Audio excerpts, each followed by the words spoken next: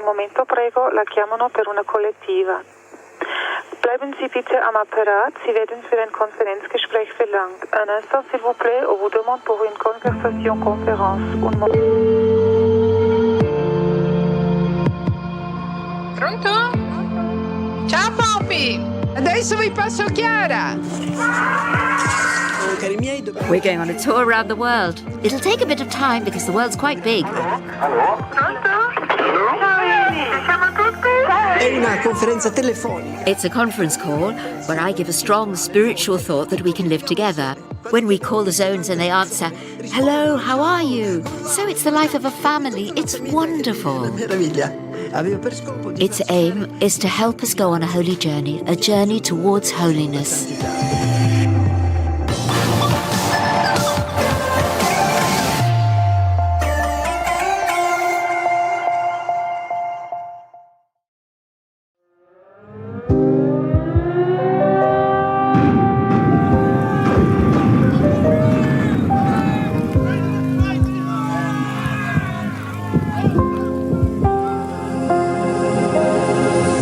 Immaginate una ragazza innamorata.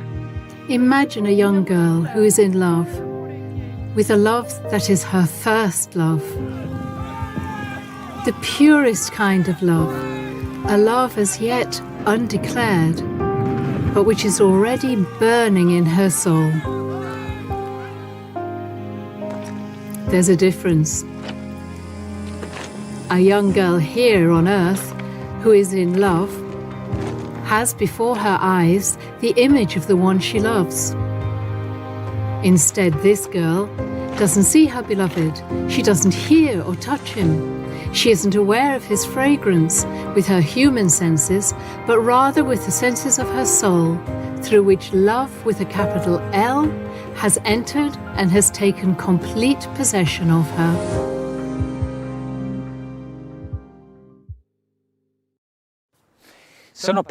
I can hardly believe it. It has been 80 years since the 7th of December 1943, the day Chiara Lubich consecrated herself to God forever, a date that is considered the official beginning of the Focolare movement.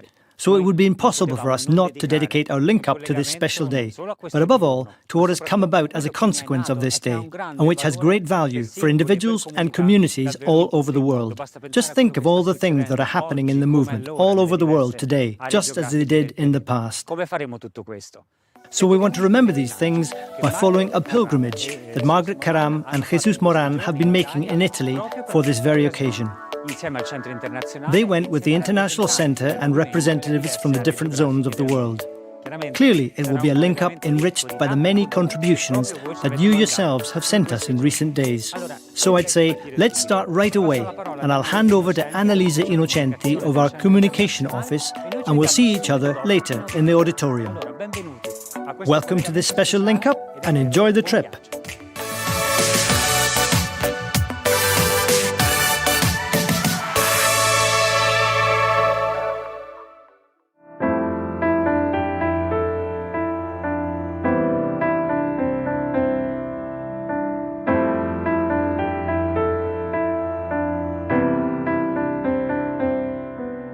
Che sia un'esperienza di unità, di vera fraternità, di amore. We want this to be an experience of unity among us, of true fraternity, of mutual love being lived. With this invitation, Margaret Caram launched this pilgrimage, in which also the journey, travelling together, gives meaning to each step and to the whole journey.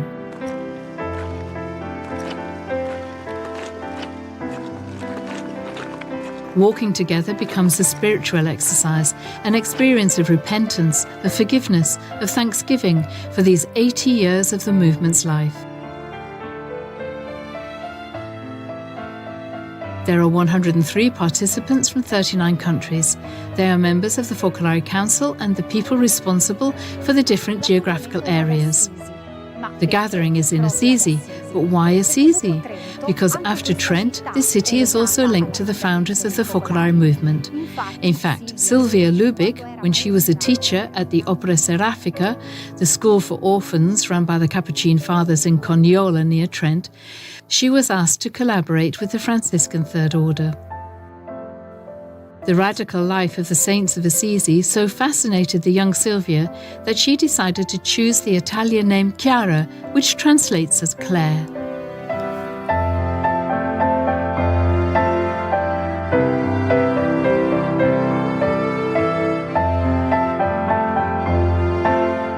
The participants of the pilgrimage visited places full of meaning in Assisi and were accompanied by the Franciscan friars, who invited them to look at the works of art, but also to be attentive with their eyes to what God is suggesting in their hearts.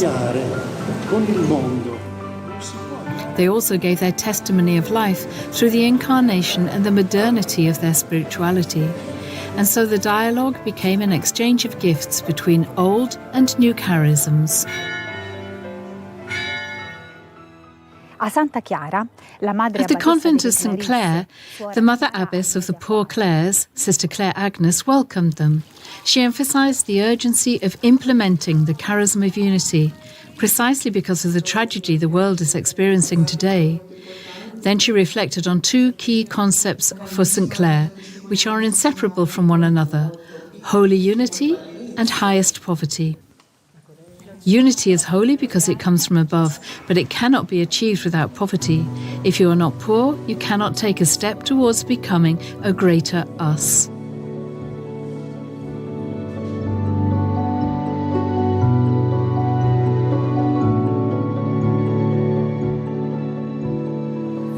A stone's throw from St. Clare's, near the shrine of the Spoliazione, or stripping, Bishop Sorrentino of Assisi was waiting for them.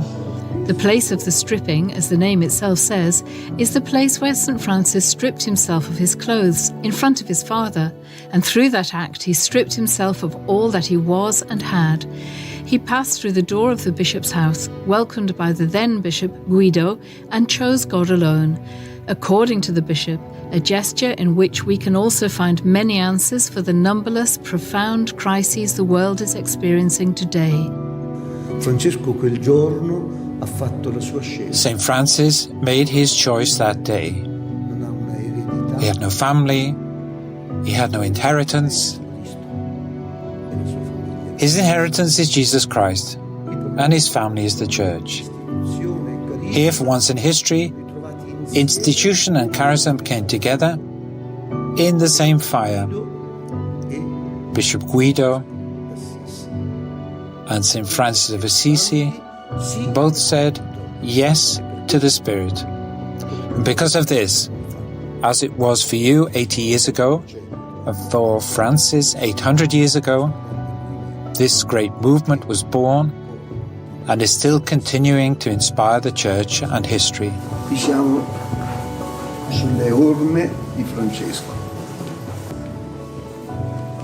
Then Bishop Sorrentino invited everyone to cross the ancient entrance gate to the bishop's house, the very gate through which Francis passed and which recent excavations have brought to light.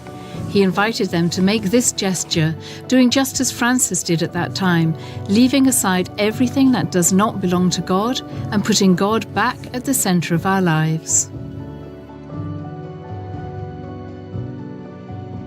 The gesture of stripping continued at the shrine of Rivo Torto, where another aspect was experienced, a penitential gesture and a request for forgiveness that each person made personally and in the name of the whole movement that they represent.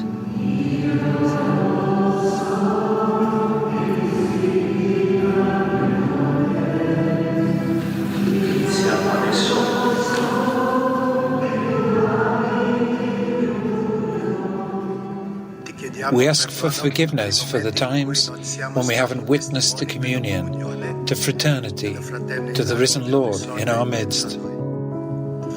You know everything, Lord. You know that I love you. We've discriminated against people unjustly. We ask for forgiveness for the abuses that have been committed. I would like to ask the Lord for forgiveness for all the things we haven't done. I would like to ask forgiveness for the times when our brothers and sisters of various churches within the movement didn't feel loved and considered. I ask for forgiveness, Lord, for all the times that we went to different countries and didn't enculturate ourselves. We ask for forgiveness for not having taken care of creation.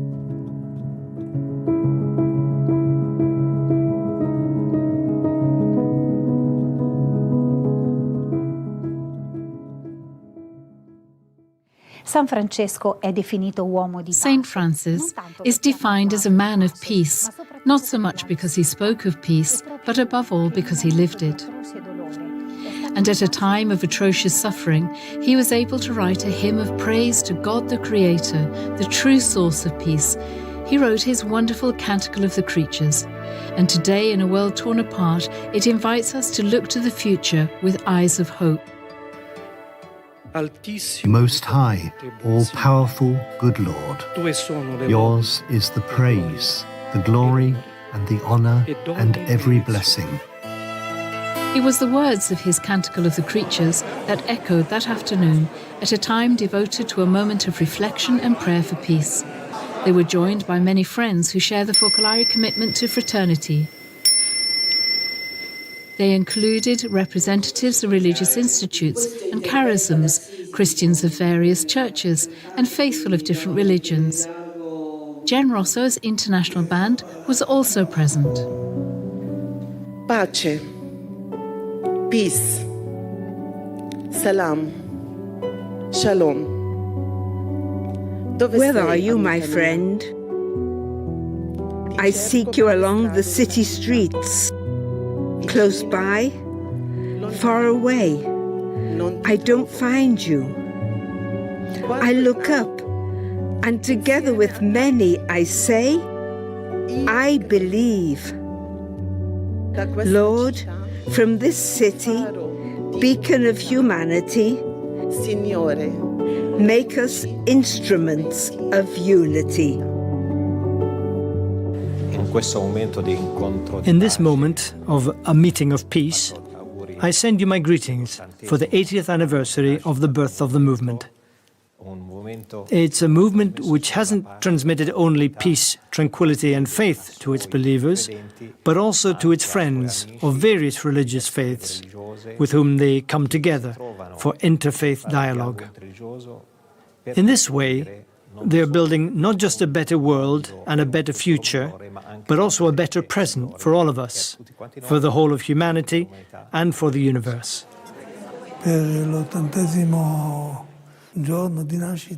On this 80th anniversary of the birth of the Focolari movement, I'm very happy to accept the invitation to be part of this special day that we've celebrated together. I wanted, and I ask this of you too, to return to the depths of your heart and say, people, wake up, go back to your humanity, because humanity is at the basis of everything. We will not succeed in creating peace if we don't let words come from our heart, which speak to us day and night, evening, morning. We want one humanity where there's love for the other, which puts into practice the saying which is so deeply part of our three religions. Love your neighbor as yourself. It is mentioned by Moses in the Bible. Our rabbis remembered it at the beginning of the modern era. And obviously these words of Jesus are present in the writings of the New Testament. And they're also mentioned by Muslims. All of us are united around this precept, which I would call the cry from the heart for people. Wake up, leave aside your little or great rivalries. Go back to being a human person, because that is what you were born for, and this is your reason for existing, and to take delight in this world that the Lord has given us as a gift.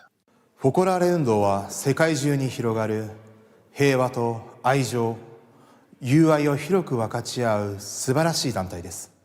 The Focolari movement is a wonderful organization which is spread in the whole world, and it contributes on a large scale to peace, love, and fraternity. The spirit and the people of the movement are very important, because there are many conflicts and people who are suffering in the world. Our wish is for you to continue to share this spirit of unity and of compassion with many people. あなたたちと一緒に歩んでまいりたいと思います。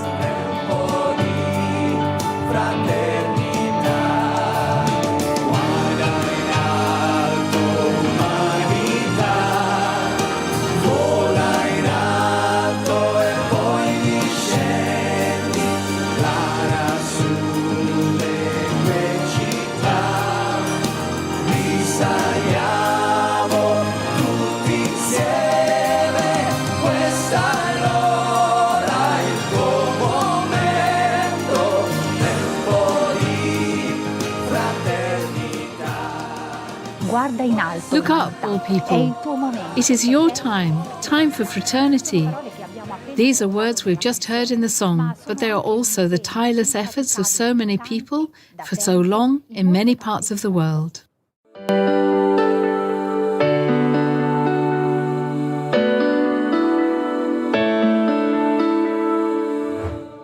Я так бачу, тепер на Україні так живемо, що саме важливіше. I think that two things are important for our lives in Ukraine.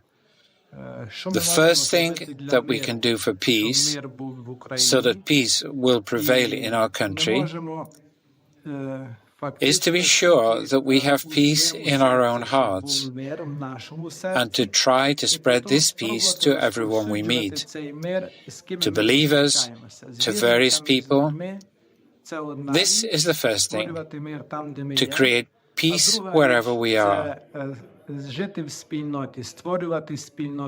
second thing is to live as a community, to create a community in which people can participate, so as to share their joys and their sorrows. These are the most important things for us in Ukraine today. We are part of the National Commission of the Movement for Unity in Politics of the Democratic Republic of Congo. My brother here is a member of the opposition, and I am in the majority party. But in the name of unity in diversity, we work in unity to serve the Congolese people. We share this experience with other people from our country because a few days ago we had a political retreat meeting of the Movement for Unity in Politics, which brought together many other representatives of different parties. We understood that our country is our common home. If it burns, it's our country that is burning. A country for the opposition doesn't exist. A country for the majority party doesn't exist. We have to be guided by unity, as Chiara Lubich said. Hello, everyone. I am Li Yahui, Teresa Li. I come from Taiwan. I'm a Buddhist, and I work as an English teacher. My commitment for unity means that in my everyday life, I look for the goodness and the love in the people around me, in my family, my relatives, my friends and colleagues. Love conquers everything. So when there are difficulties, the art of loving reminds me to always start again and to face difficulties with mercy. In this way, I can grow spiritually and also be a support for my family. And in my work, I can transform challenges into a greater love so that others can see my acts of love. It could be a greeting or a smile, so as to sow love and unity. Hello, I am Susanna, a volunteer from Lampedusa. Lampedusa is an island in the Mediterranean, and because of its location, it is a gateway for migrants arriving by sea. This summer, because of the huge increase of migrants, we found ourselves in a really dramatic situation. Thousands of people had arrived, about 7,000, more than us, because Lampedusa has about 6,000 inhabitants. The first reception center was on the verge of collapse. It couldn't accommodate anymore. So our parish priest, Don Carmelo, made a space available to welcome them. And we immediately got active via the WhatsApp groups, as one does in a community. Some of our people immediately brought games, some food, some brought medicine or clothes. We all gathered there. We felt completely lost in that emptiness because we were really in direct contact with suffering. I remember children waving at us because they wanted more pizza. I also remember, for example, the expression of a woman who was living with a baby in her arms, and she was barefoot. So, instinctively, I took off my flip-flops to give them to her. Her expression has stayed with me because she did nothing but thank me and thank me. And that is the most beautiful memory I have. These moments where our yes is this. We made the word fraternity come alive. In that moment, we put our yes into action with all our hearts. Il pellegrinaggio è un viaggio che a volte apre. A pilgrimage is like a journey which at times opens up undiscovered panoramas. Now, through the language of art, of dance and of music, we want to narrate the story of Chiara Lubic's yes. And in her yes, the yes of all of us. Tempora is an artistic presentation, and we could say it is like a journey which takes us from our meeting with the other, which might bring out diversities, tensions and conflicts, to the experience of the suffering that we can have in us and around us, and then to the choice of love, drawn from the gospel, which is capable of transforming the situations to be healed, to turn on a light, even in the darkness.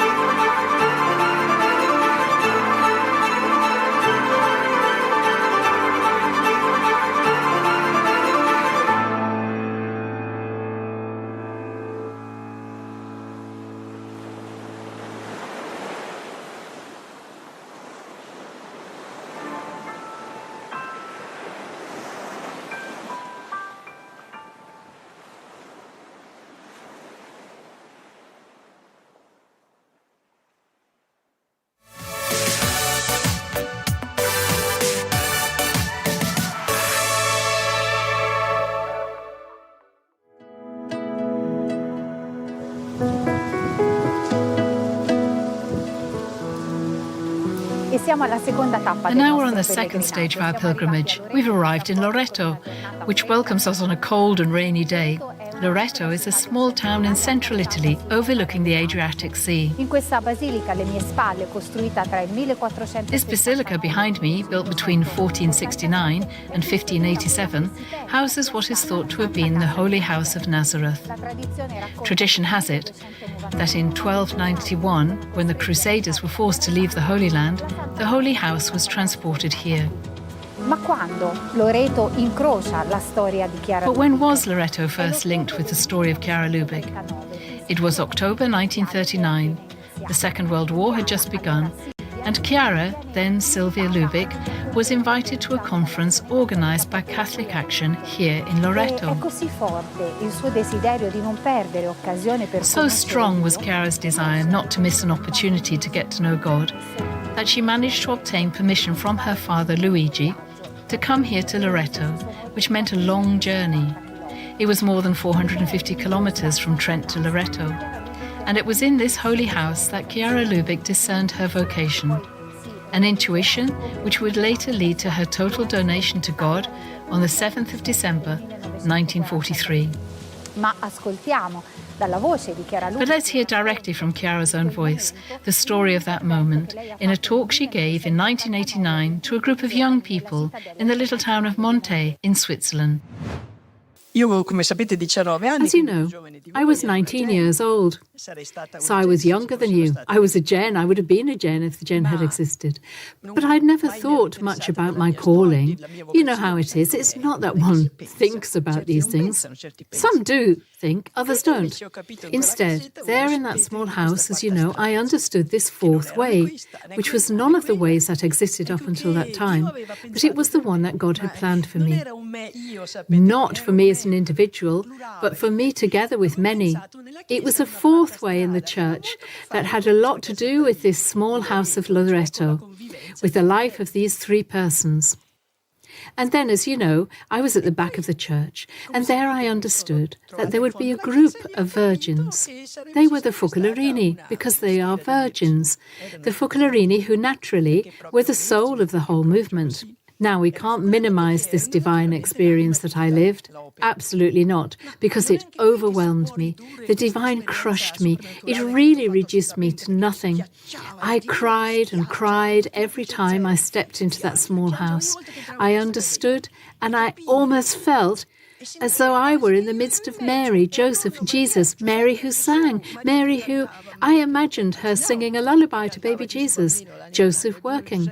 I felt as though I were inside this reality. But I can't reduce this experience to the Focolare. It was also the whole work of Mary, because the movement is a small house of Nazareth. It's made up of priests, of lay people, virgins. Like Mary, it's made up of married people. So also the whole movement. In Mary, there are also the religious, men and women. In baby Jesus, there is everything.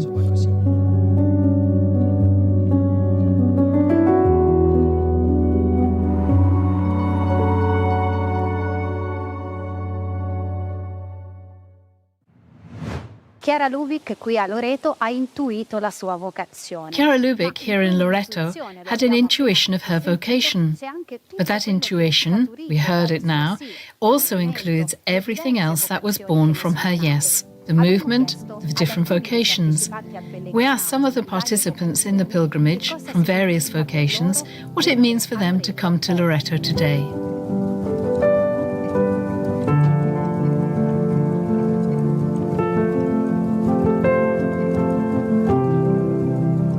Living today with the whole of the movement was a very beautiful and a very strong experience. A reminder of what Chiara lived. For us as religious, the little house is similar to an icon, precisely because it makes us enter into the experience of God. But not only because there are virgins who live there together, but rather because there is the experience of the divine which permeates the human. And therefore the divine reveals the human and the human reveals the divine. I think it was the Holy Spirit who, giving the charism to Chiara, made her understand this depth, and therefore the experience of the movement as she has given it to us.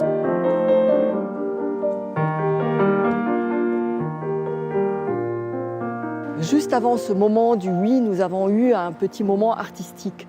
Just before this moment of saying yes, we had a short artistic presentation, and I was struck by the idea that was shared with us, that a musical work, to be performed over time, needs the heart of each person. It was with this spirit that I went to the place where the family of Nazareth is said to have lived, so as to say my yes. For me, my yes is one that is sensitive to the world of culture and wants to transmit this charism, this spirituality, to that specific world.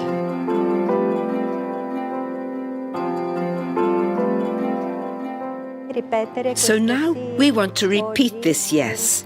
It's not only a personal yes, but a yes on behalf of all the focolares and all the communities of the movement in the world, so as to be an expression of this light and that fire that comes from the house of Nazareth.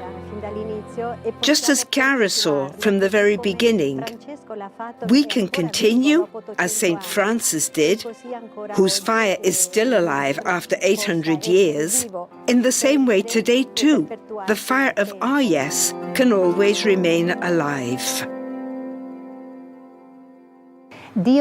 God continues to call throughout time and throughout history. Our part is to reply with our yes, wherever we are, in social and cultural contexts that are very different from one another. Let's listen to them.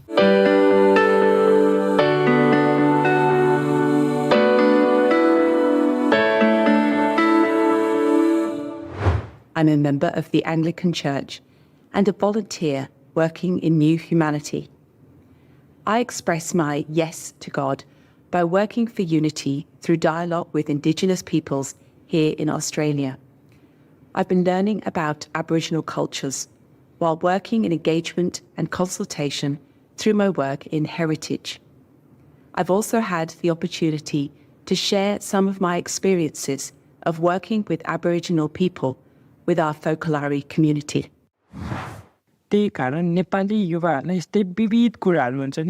present, there is pressure on youths from various social, economic, and academic insecurities. I am also suffering from all of these insecurities. Nowadays, I feel like a new responsibility has come up. Apart from my personal responsibilities, I am also responsible for the transformation of my society.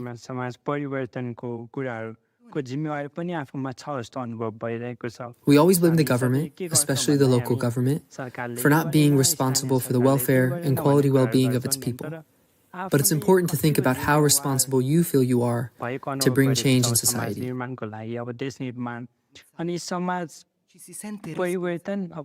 It's not possible to bring change by a single entity. We need support from other personnel as well. So unity is needed for change.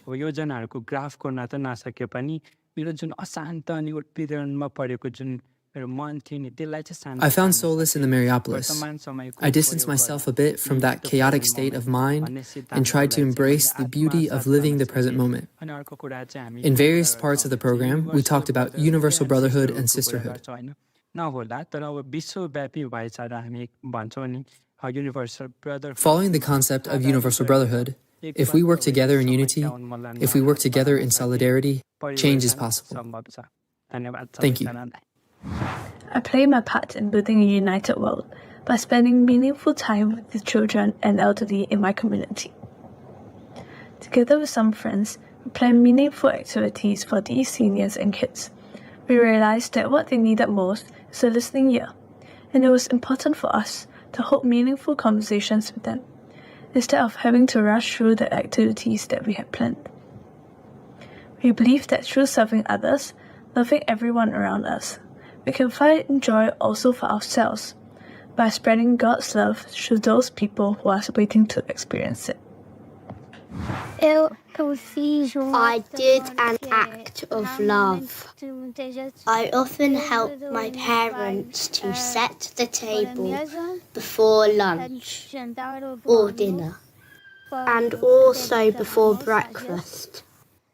Sometimes I do another act of love.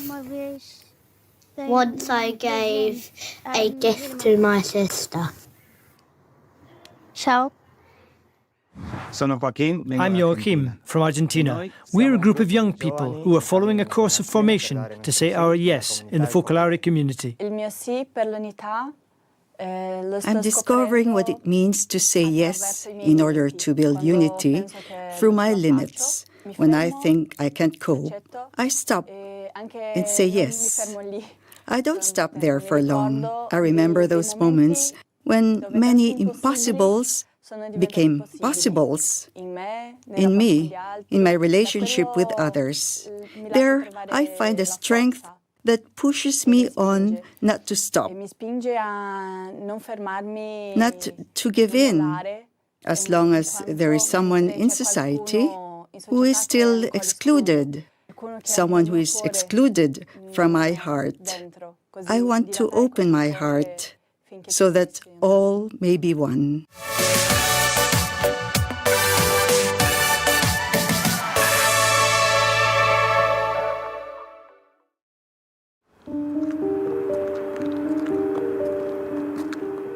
E siamo arrivati all'ultima tappa del pellegrinaggio. We've come to the last stage of our pilgrimage, Rome. We're on the Appian Way, an ancient Roman road. Great witnesses of faith who came to Rome, like St. Peter and St. Paul, travelled on roads like this. Following in their footsteps, those participating in our pilgrimage are visiting places that are meaningful and which today, too, witness to the authenticity of the evangelical life of the early Christian communities. They were made up of people called by God and sent by Him to take His message. They were authentic, courageous witnesses to the point of martyrdom.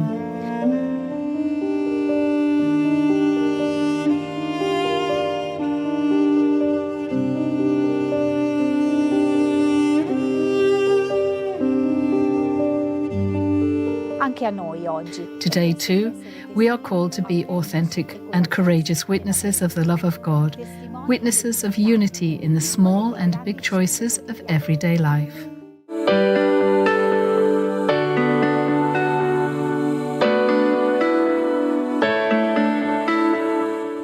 My experience of very demanding dialysis treatment over the last 7 years has been full of graces flowing from my continuing yes to God's will. I build unity in my dialysis clinic. At a certain point, as an act of love, I put myself forward to be the patient representative on the management committee, which gives me the opportunity to build unity with both patients and nursing staff in the clinic. On one occasion, a nurse shared with me that another patient experienced being uplifted every time he saw me walk into the clinic. When I went to see him, he said that the words from me were not necessary. Just seeing me helped him accept his own treatment. Later, I observed him saying goodbye to each patient, making connection with eye contact and a broad smile. I now had a partner in living mutual love for unity in the clinic. Putting the gift of Chiara's charism into practice enables me to live the present moment and to start again in building unity in our clinic. We are Jenny, Ana Maria, Maria Luz, and Javier. We are from Argentina. One day, with Javier, we decided to go back to my hometown, to Lamud, in the north of Peru, where my parents were. And so we came here. We started a new life here, with my daughters and with a mission, without ever imagining what would happen next. We discovered a suffering in this small town, the situation of the older people. The young people go away to study and the elderly remain abandoned at home, without even a decent bed to die in. So we said to ourselves, we have to do something. We can't sit idly by. The ideal taught us to die for our people, and we have to die for them. And so, we began to dream of founding a retirement home, inspired by this beautiful ideal that spurs us on every day, the ideal of unity. Now, we are giving our lives day by day for these elderly people who need us. My family and I remain steadfast and faithful to this dream that has come true. In my own context, my yes to God is expressed in my community, where I have a lot of poor people. I try to put smiles in their faces by providing most of their needs as much as I could. Secondly, I live my commitment to unity in my parish. I join my catechist to teach small children, and I use the dice of love to teach them to love one another, forgive one another, love their enemies, and see Jesus come out power. Hi, my name is William Calvo. I'm a professor at the University of Michigan in the Department of American Culture. You know, Kiara's choice of God, done way before I ever knew about her, had changed my life as a person, as a civilian, as a teacher, as a researcher. The spirituality of unity brought into my consciousness that God is love, that God loved me, and there is a plan of love for humanity, for each culture, for each person.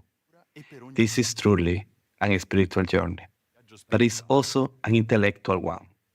For example, it's about how I do research, how I engage with people, how I do questions, how do I listen. I discovered that it's also changed how I write or theorize about the world around me. My work as a researcher brings me to the edge of a society that sometimes looks like it's collapsing, discriminated, ostracized, judged, misunderstood. And there I found in Jesus Forsaken a spiritual and intellectual key to discover and decode the beauty of humanity. One that believes deep inside that a new world is possible.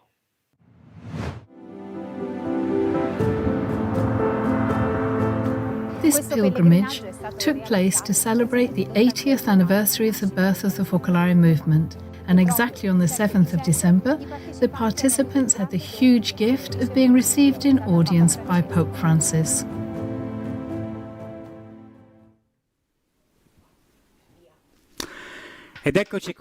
So here we are.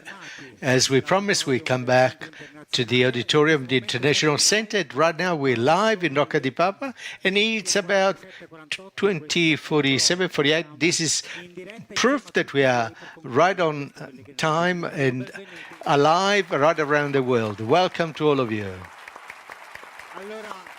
So then, as you can see, right next to me, there's Margaret Karam and Jesus Moran.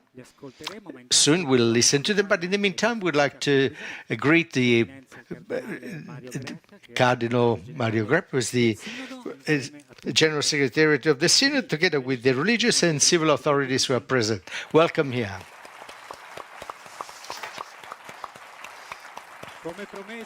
As we promised at the very beginning, here we've got it right now, the people who were present in the pilgrimage. So welcome to all of you as well, and welcome to all of you who've come, who are part of the link up from all over the world, and there's so many of you. So right now, a huge hug with so much love to the Holy Land. I know that you are all linked so many different places with translations in Arabic through Zoom. To you there, a very special hug. And Sydney, it's already Sunday morning there. So it's 5:30 there. You are heroic. We greet you with another huge hug. And also, then we go to Argentina. It's 4:30, 5 o'clock in the afternoon, or Saturday afternoon. And we know that in the little citadel of O'Higgins, they're celebrating the Shabbat together with the Rabbina Shemi, with 45 Jewish friends and 10 Muslims. To you also, a great greeting from all of us. And then so many of you have written to us that are gathered in communities, in groups, so many different countries of the world. We can't obviously talk about all of them, Pakistan, Tanzania, Spain, Burkina Faso, truly Italy, and then so many other countries around the world that we can't really mention here. To all of you a huge hug. So then,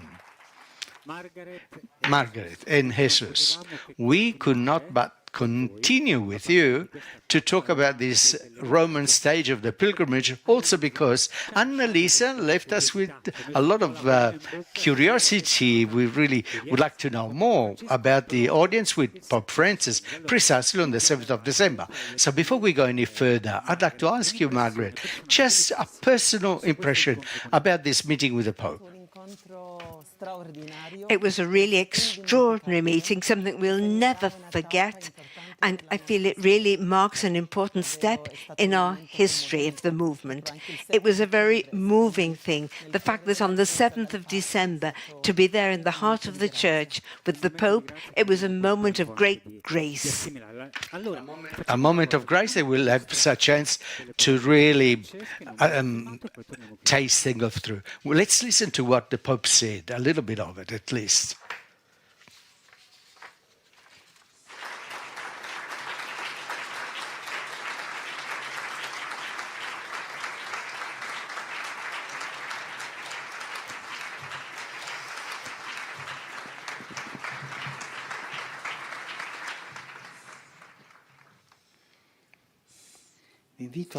I invite you to work so that the dream of a fully synodal and missionary church may be increasingly realized. Start out from your communities, fostering in them a style of participation and co-responsibility,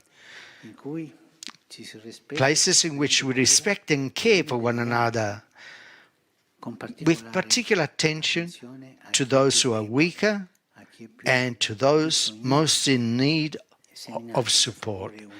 Please sow unity by bringing the gospel without ever losing sight of the work of incarnation that God continues to wish to accomplish in us and around us through His Spirit, so that Jesus may be good news for everyone, no one excluded, and that all may be one. After 2,000 years of Christianity, the longing for unity continues to assume the form in many parts of the world of an agonizing cry that demands a response. Today, unfortunately, the world is still riven by many conflicts and continues to need artisans of fraternity and peace between people and between nations. The snare of spiritual worldliness is always lurking. Therefore, you too need to know how to react decisively, consistently, and realistically.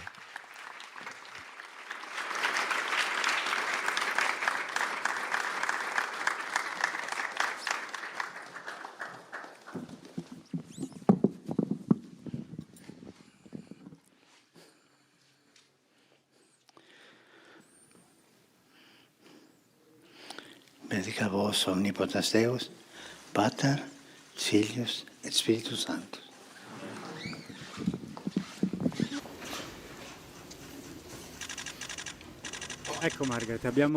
So, Margaret, we've seen some of the words that Pope Francis told us. We couldn't really listen to the whole talk. We can find that in many places. They're very strong words, even for the historic context we're living in and for the movement. So, which are the words that touched you in a particular way? And what value has all this for the movement, for the charism today?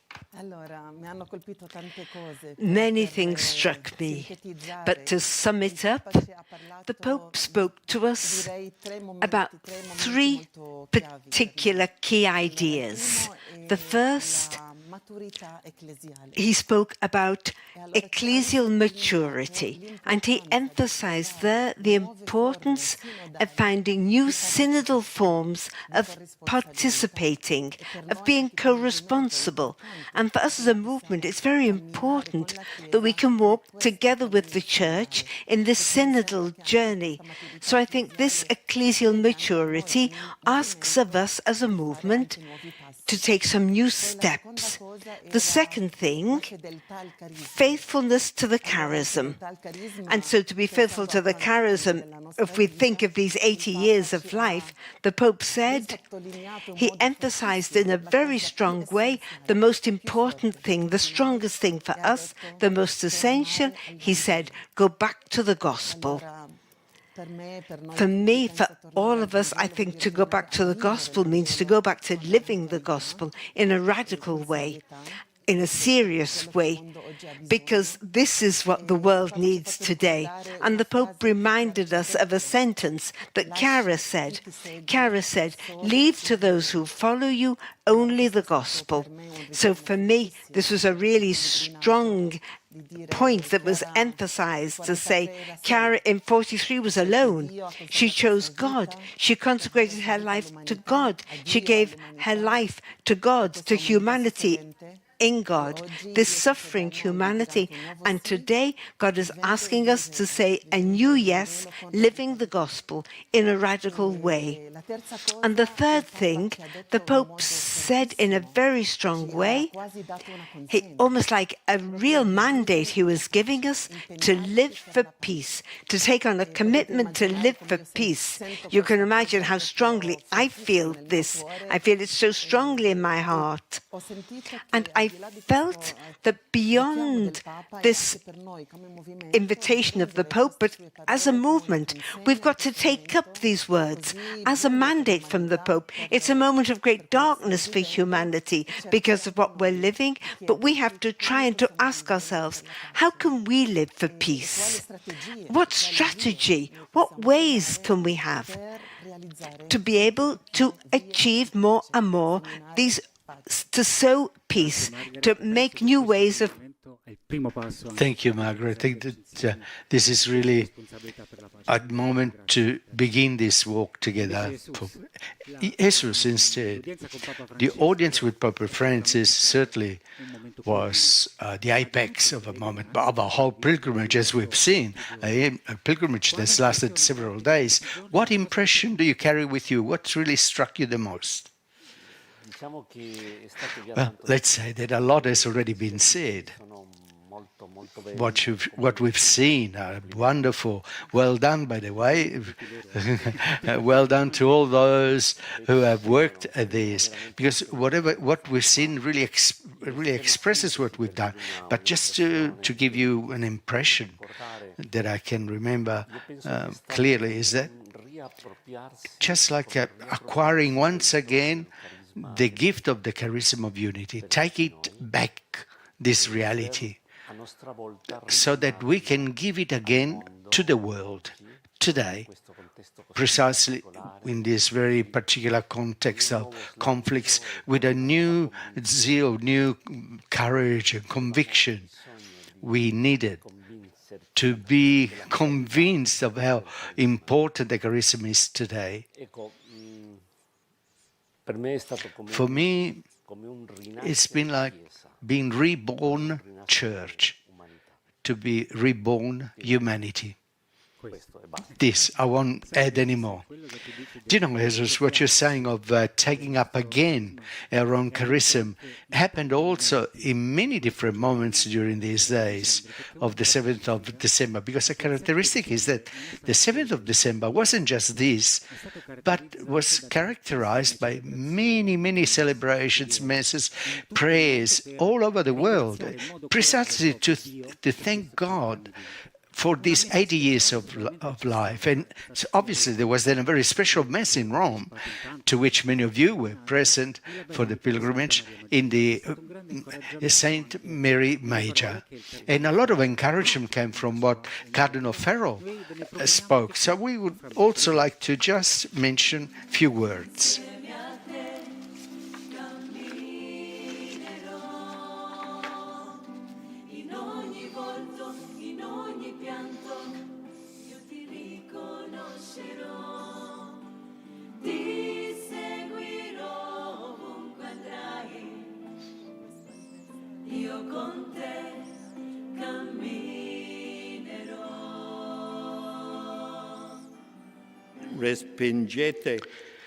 Therefore, reject all forms of discouragement. Never doubt that the Lord inspired Chiara with a specific way of living the faith and of following Jesus. This is destined to remain and to continue to bear much fruit. The ideal that Chiara entrusted to you remains always relevant, even in today's secularized world, which is so different from that of the beginning of the movement.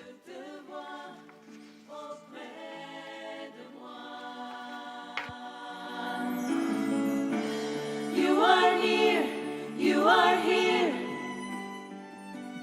Io con te camminerò.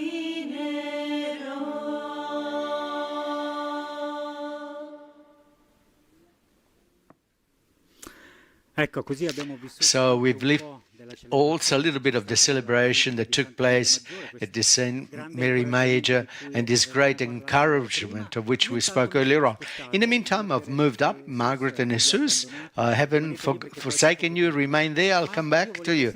But I wanted to hear also something, a voice from someone who was there present in the pilgrimage. So I would start immediately with Werner and Mirvet.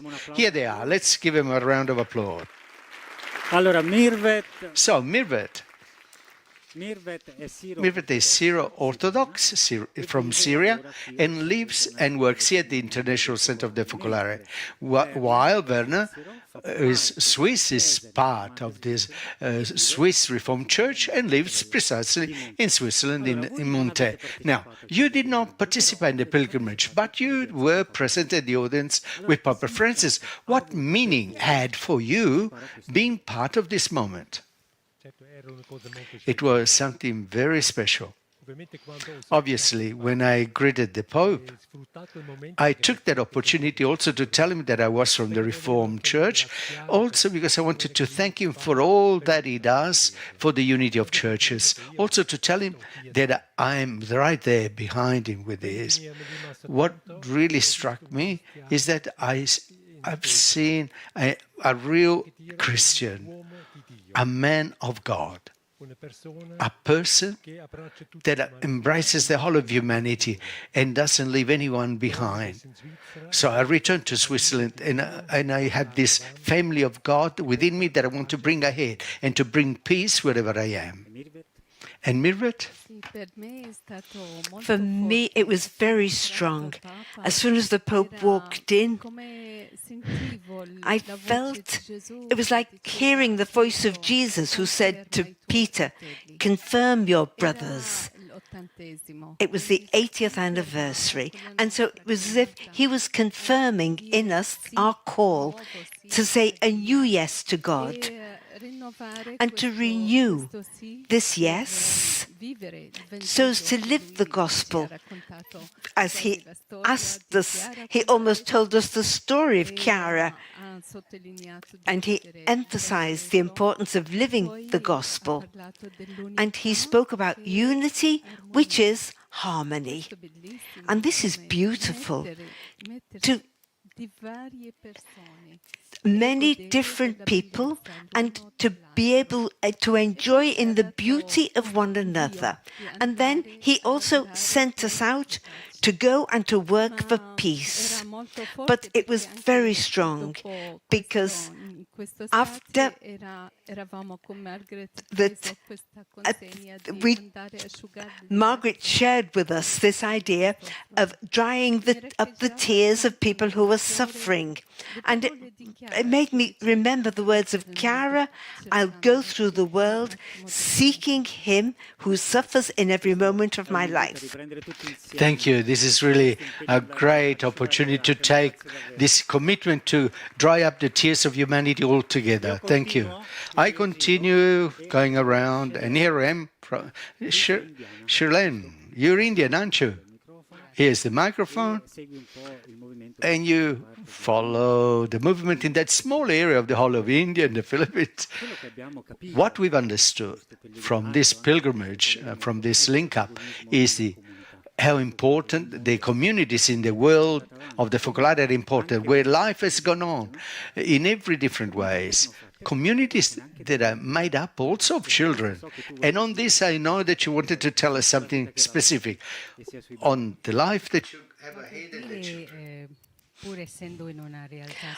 Although we were living a spiritual reality of pilgrimage, but we weren't detached from the reality of the world. So in every sacred place we went to, we took there the sufferings of our peoples, and it was very strong. I think you probably, in Assisi, when we came together, and we had an afternoon that was dedicated to dialogue for peace with friends of different religions. And in that moment, I was able to share a suffering because of an act of violence that had taken place in Marawi, in the south of the Philippines, that very morning. And in a very unexpected way, when the program was over, a Muslim man who was from that city came up to me, and he thanked me because I remembered and I'd prayed for this city of Marawi. And so in that moment, I was also able to present a letter that was written by Indian children of different religions during an event that we had in Mumbai, together with many other inter-religious realities like Shanti Ashram, Arigato International, the United Nations, the Catholic Church, and also together with New Humanity, which is our ONG at the United Nations. But the sentence, the key to this event, was what Mahatma Gandhi said, because he said, if we want to reach true peace, we've got to begin with children. And it was the children who were the ones who took the initiative, and they wrote a letter, an appeal to all the adults, to the heads of state, leaders of the world, an appeal to stop every kind of violence or wars because of the great impact that it's having on them and on their future. And this letter now we'll present it to Pope Francis, to some of the leaders of countries, and we said we'd also present it to the leaders of our movements. So this is an initiative that's going ahead. Children always have something to teach us, don't they? Thank you so much. Now we'll go to Africa with Raphael. Raphael, you come from Cameroon and live in Côte d'Ivoire. What struck you most of this pilgrimage? Look, Paul, being part of this pilgrimage on the footsteps of St. Francis of Assisi in certain ways, like returning to the origins of the charism of unity, because we don't forget that Chiara was tertiary Franciscan. Therefore, in Assisi, something that many have already said, this getting rid of everything to follow God alone, to me was a calling so that might be God working in me, within me. It's not that I'm the one who acts, but God through me. And then in Loreto, in the little house of the Holy Family, there where the Word became flesh, the incarnation. Incarnation then today must also take different colors, the colors of the different parts of the world, of the different cultures. Because 2,000 years ago, God became a man, chose a people, but today too, the same God wants to meets every person in the world, and this means to put the gospel in all the cultures of the world. And in Rome, the meeting with the Holy Father, something really huge. Amongst many things, he asked us to continue to be builders of peace. And we know that today the world really needs of people that commit themselves to peace. And this has remained strong to me, not just because of what is happening in Holy Land, in Russia, Ukraine, but in many other parts as well, in Africa. There's so many conflicts. I could speak of the Sudan, Cameroon. So to be invited to work for peace, possibly in a network with others. And these are the things that we need to do. Thank you so much, Raphael. Thank you indeed. And we conclude this with going to Europe with Roberto. Roberto, you're Swiss in Austria. You follow the movement in Central Europe. We've heard so many things. There have been incredible days. And for you, what was the most precious thing that you take back home? Oh, so many. But I would like to say something that's a bit contradictory too, maybe. I feel a great gratitude for all the people who were not at the pilgrimage, but who went on a pilgrimage with us right through the year, when we helped each other to live as Christians, to live the gospel, to put God at the center of our life. And being there in this place is so powerful. The meeting with the Pope, I realized of the greatness of the possibility of having this collective spirituality that we can live and allows us to live in the daily life with Jesus in our midst, and to and these blackened walls in that little house of Loreto, we have them in our own families, in our own cities. So this poetry of Chiara, it's a bit that says Jesus in the midst is stronger than every work of art, greater than huge cities like Rome, Assisi, or Loreto. Well, like I go home knowing that I can live in my daily life with so many others the gospel. Truly great impetus to build communities, all the very best. So, Margaret, we've seen so many different impressions, so much life in this week.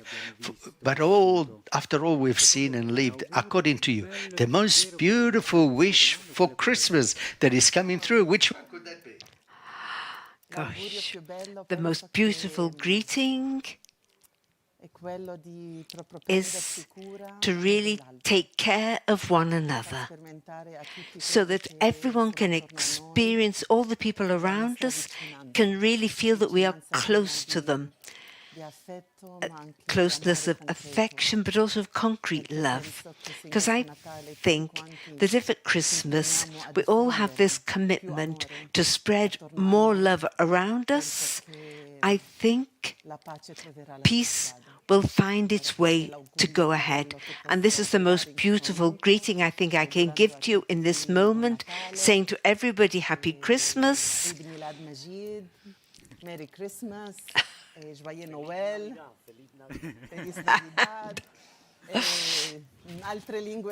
I don't know any other languages, but Happy Christmas to everybody, and thank you to the whole world, because you've lived these days with us. And we really feel a great joy. The Pope said at the end, don't lose your joy. So we hope that this Christmas really can be a moment of joy for everybody. So special greetings to all of you who are following us with all our heart. Thank you so much. Thank you. A wonderful wish, very concrete as well. So then, we've reached the moment where we need to greet each other, like every time that we greet each other. Also need to give you some notices. First of all, this link up, together with all the other link ups, as you know, can be seen again on YouTube in different languages. And if you click on the little bell, you can always remain updated with the very latest news. Then, if you want to, you can send us impressions, comments, photos, selfies that you might have taken during this last hour. You can do it through mail, WhatsApp, or else through the social channels that you can see right there on the screen. Then the next link up will be the 23rd of March 2024, always on the YouTube channel of the Link Up. And then, of course, we leave each other with all the best wishes of Christmas, but which is the best way to leave each other after all we've lived. Tonight we really journeyed together. We've gone around. We started from the yes of Chiara to that yes of all of us, the communities around the world. So then, how can we continue to bring ahead building peace, as Margaret was saying? We do it greeting each other with the words of Father Fabio Ciardi, who's a theologian, expert in spiritual theology, and it's just a brief section of an article that he prepared for the Focolare.org, which was published very recently. And we felt this was really summing up and something good to take off altogether. Thank you to all of you. Happy Merry Christmas to all of you.